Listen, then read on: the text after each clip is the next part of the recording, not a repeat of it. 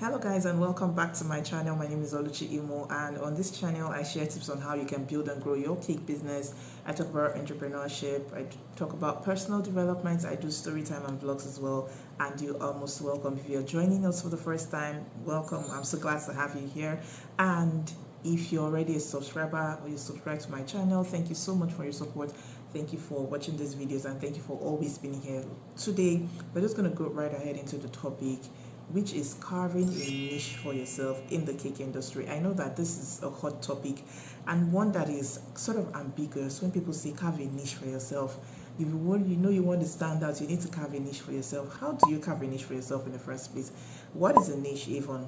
How do you carve a niche for yourself? How do you stand out amidst the crowded or saturated markets or industry? I'll be sharing tips on how you can know what your niche is, how you can discover it, and how you can evolve over time. So if this is something you're interested in, then you definitely want to keep on watching. Don't go anywhere. I'll be right back. Welcome back. So I'll start by telling you what a niche is in the simplest language, in the simplest form. A niche is something that is peculiar to you. It is your own style. It is something you do in your own way that sets you apart from the rest. Like in the midst of an entire industry in a nation, you can be known or you are known for that particular thing. And it's your own style. Just see it simply as your own style. Your way of creating, your way of designing, creating content even, designing your cakes, putting touches to your cakes, your style of working with colors, your style of aesthetics when it comes to your cakes or your page online, your social media page or your online presence. It doesn't necessarily have to be something that has to do with cakes and cakes alone or cakes and cakes particularly. We all do cakes. It is the unifying factor when it comes to our industry. But how is your style? If I see your cake in a midst of 20, 30, 40 cakes lined up together, can I tell what cake belongs to this baker, or can I tell that this cake particularly belongs to you? Is there anything that stands you out? Do you have a style? Do you have a rhythm? Do you have a way of doing your own thing that sets you apart from the others? That is what a niche is in simple terms. It is your own style and your own way of doing things. So like I mentioned earlier, it could be in the areas of your colors, your usage of colors. I know that there are bakers internationally especially will say they don't work, not even by saying it. When you look at their page, you know that, oh, these people, they don't work with strong colors. These people, they only make tall cakes. For this brand, it is only wedding cakes she's known for. For this brand, it's only sugar flour she does. Yes, she's in the cake industry, but she doesn't do cakes. She only makes sugar flowers for customers or for our clients to buy or for other bakers. For some people, it's their style of photography. Some are just majorly into dark photography when it comes to taking pictures of their cakes. When it comes to presentation, they have a particular style of telling stories through their cakes. It could also be in the area of your content creation, your storytelling, your marketing, your captions. Like me, is one way I've been able to create a niche for myself in the Nigerian baking industry. So my style of storytelling is peculiar to me. It is for me, and when you read my stories, maybe on another page or a repost or maybe somebody did a repost or a cake blog did a repost, you check. Even without saying my name, you will know that, oh, it sounds like I bake cake signatures. It sounds like Oluchi's story. It sounds like something that she would say. It sounds like something that she would tell. They can get your voice and they can relate with your voice through the kind of stories you share and the style in which you share your story. So you want to think about these things. It could also be in your style of taking pictures. I mentioned that earlier, your food styling, your cake styling. So know how to carve a niche for yourself. We know people who are in the industry who are majorly into sugar flowers. Some people are into majorly wedding cakes. Yes, it's not as if you're not going to do other things. It's not as if they don't do other things, but they are major, like they have a particular specialty. And you can see for some people it's textured cakes. I know someone who does textured cakes so well, whether it's buttercream, whether it's fondant, but fondant especially, her textured cakes are always on point. I know of another person who does abstract designs. To you, it might look like it doesn't make sense, but if you look at it closer, you would see that these are just abstract things, or a list or a bunch of techniques, cake techniques that have been put together, that have been brought together to create something that is beautiful, that it now has a cohesive look, it has a beautiful feel, it has a whole look. But these are just techniques that have been brought together, put together, and arranged in a way that is pleasing, aesthetically pleasing to the senses, aesthetically pleasing to the eyes. That is one way to carve a niche for yourself. Now, does a niche just happen? Does it just happen that you find your niche, you start baking, and then you say, oh, this is my niche, this is what I want to be known for, especially as a growing baker, or especially as a new baker? It doesn't just happen like that. I know for myself, it took me such a long while. I kept hearing niche down, carve a niche for yourself. Not that somebody was talking to me in particular, but when you listen to live sessions, when you read people's stories on their pages, when you listen to business coaches, they tell you niche, carve down, niche, do this, you hear it, niche, everywhere. Everybody's talking about carving a niche for yourself. But it's not that easy to find. How do you find that niche? How do you know this is what my style is? You have to look inwards and you have to discover your potentials. What are the potentials that you have? What are the things that you can do very well? What are the things you can do at the snap of a fingertip? What are the things that you love doing without stress? What are those things that you're specially gifted with? Those gifts, those talents that God has given you, those things that you can do without stress. You love to do it anytime, any day. You need to figure out those things. So discover your potentials. Look inwards. You need to sit and think. It needs you to sit and think and reflect and find out, these are my skills. These are my talents. These are the gifts that I have. This is how I can think. This is how creative I am. This is how I can look at something, or this is how I can blend colors. This is how I can work with colors. This is how I can arrange cakes.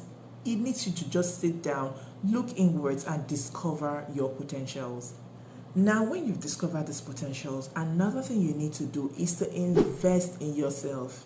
You need to invest in yourself so that you can harness the possibilities, can harness what these potentials can do. You can maximize it to its fullest. It might need you taking further classes. It might need you to constantly, put this thing to practice. You want to start trying it out. You want to start adding professional touches to it. You want to start doing it in a more organized way. You want to start doing it with some higher level of skill, advanced level of skill. You just want to start doing that in a better way and not in its raw, unrefined form. You want to put some levels to it. You want to put some finesse to it. You want to put some skill to it. You want to put some technicality to it. Whatever it is, you just want it to be in this raw form. And it might involve you paying for classes. It might need you practicing on your own. It might need you watching YouTube videos to see how other people are doing it, and then probably extracting a unique sense or a unique form of that thing you're doing. I hope that my audience is not lost, and I hope that you're following. It's not as difficult as it sounds. It takes time, yes, but you can invest in yourself and then harness your potentials and make it something that is really worthwhile and something that you are known for, something that you're recognized for, something that people can see your cakes afar from or see your content afar from, and they know that this is I Bake Cake signature style, this is Oluchi's style, and I can tell her works from anywhere. Even with a niche, it's possible for you to do other things, especially here in Nigeria, with the economy and everything. It's possible and very okay if you decide to do other things, like if you decide to do treats, you decide to do maybe pastries, you decide to do some other treats like brownies, some other side things, some other treats that are closely related to cakes and that can go well with cakes as a product. But don't try to be everywhere. Do other things, but don't try to be everywhere. You want to be a guru in brownie making, you want to be a guru in donuts making, you want to be a guru in pastries. You just want to wear the cap everywhere. You can do everything. You don't have, it's going to wear you out in the long run. And then we cannot even say, okay, this is one thing that she's very, very good at. This is one thing that she can do very, very well. This is her style and we know her for it. Niche. But don't make it so narrow at the same time. And at the same time, don't try to be everywhere. Don't try to be a jack of all trades. Niche down, create that area for yourself. That place that you need to, you can comfortably call your own. You can comfortably own and express your style, not what people want you to do necessarily. You know, you're not living someone else's style. You're not living someone else's scripts. You're not doing someone else's design. You're not copying somebody else's design. You're doing your own, creating your own, doing your own thing, saying, oh, this is the color code, or this is the color palette I would work with. I work with alone. I cannot do cakes that are less than this amount. I cannot do cakes that are less than this height. I cannot do tiny cakes. I cannot do flat cakes. I cannot do tall cakes. These are the level, whatever it is. Just ensure that you are special, and then you carve your own style. I believe that I must have said this thing, carving your own niche or style for the uptake time, but I want to derive from the message, and I want you to understand me and understand me well, so that you leave here with something that you can practice and then make good use of in the long run. When you have found this, don't relax and feel, oh, I have arrived. I have arrived, and so I've found my niche. I've arrived. Look, you're just going to be at that same spot where you are, and you don't want that. Growth is progressive. Growth is something that we all look forward to. Growth, like the word is, and like the word sounds, or the meaning of the word, growth is moving from one level to another, Just you keep advancing, you keep increasing, you keep advancing. So even when you find that niche, or you've carved that niche, don't remain in the same spot for years. You are just in the same spot. You're not growing. People know that this is your style. People know that this is what you do. But 6 months down the line, 1 year down the line, 2 years down the line, you're still doing the same thing. There is no advancement. There's no upgrade. There's nothing captivating, there's nothing exciting, there's nothing your people are, or your audience or your customers are looking forward to when it comes to your craft. You need to continuously develop, you need to continuously advance yourself. And this is what carving a niche means, and this is what carving a niche is about. So please, with these tips I've shared, I want you to go back, sit down, reflect, think, do your homework. What is that thing that I'm good at? What potentials do I have? And how can I use it to create my own style? How can I give a voice to it in the cake industry or in the country where I find myself? This will help you go a long way in standing out, and people will respect you for it. It will go a long way to help you in your branding as well. Yes, in your personal branding and in your business branding. So this is something you do not want to watch and then go and keep in the cooler. Oh, I've watched this video. Please, while you're at it, ensure that you like this video, give this video a thumbs up, drop me a comment if you found this video insightful. And if you're yet to subscribe to my channel, please go ahead and click on the subscribe button and ensure that you put to practice these things that I've taught in this video. Until I see you in the next video, stay happy, stay safe, and stay blessed.